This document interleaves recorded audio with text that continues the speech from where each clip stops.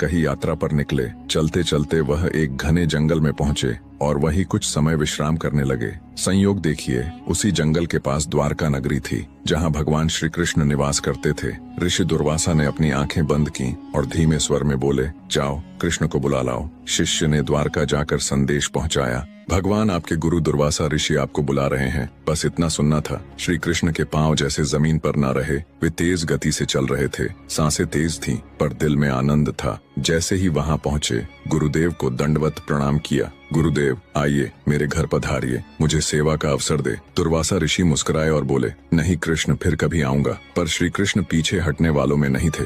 उन्होंने फिर हाथ जोड़े, फिर आग्रह किया। आखिरकार दुर्वासा ऋषि बोले, ठीक है कृष्ण, हम चलेंगे, लेकिन एक शर्त है, हम जिस रथ पर बैठेंगे उसे घोड़े नहीं खींचेंगे। एक ओर से तुम और दूसरी ओर से तुम्हारी पटरानी रुक्मिणी खींचेगी। श्री कृष्ण ने एक पल भी न गंवाया, सीधे रुक्मिणी के पास पहुंचे और बोले, आज तुम्हारी सबसे बड़ी सेवा चाहिए, मेरे गुरु की आज्ञा है। रुक्मिणी ने बिना एक प्रश्न पूछे सिर हिला दिया। तुम हो वहाँ सेवा ही धर्म है। दोनों जंगल में गुरुदेव के पास आए, गुरु के चरणों में झुके और रथ तैयार हुआ। जब दुर्वासा ऋषि रथ पर बैठे, उन्होंने अपने सभी शिष्यों को भी रथ पर बैठने का आदेश दिया। अब भार और बढ़ चुका था, लेकिन श्री कृष्ण की आंखों में कोई भय नहीं था, क्योंकि वो जानते थे गुरु केवल बोझ नहीं देते, वो श्रद्धा की अग्नि में शिष्य को तपाते हैं। और फिर श्री कृष्ण और रुक्मिणी ने रथ खींचना शुरू किया। घने जंगल, ऊबड़ खाबड़ रास्ते, लेकिन उनकी आंखों में बस एक ही प्रकाश था, गुरु की आज्ञा और उसमें छिपा आशीर्वाद। जब गुरु दुर्वासा द्वारका पहुंचे तो श्री कृष्ण ने उन्हें राज सिंहासन पर विराजित किया,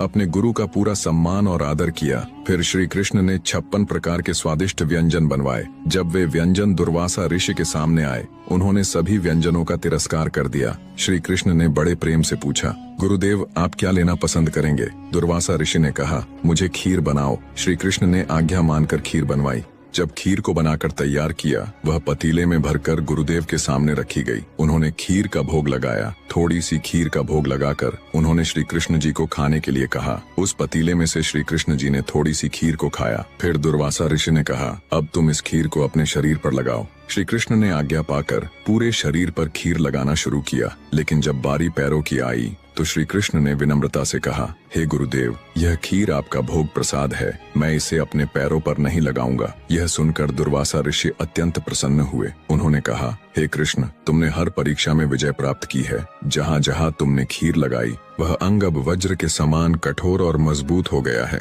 इतिहास साक्षी है कि महाभारत के युद्ध में श्री कृष्ण के शरीर का कोई भी अस्त्र शस्त्र उन्हें हानि नहीं पहुंचा सका। एक बार महर्षि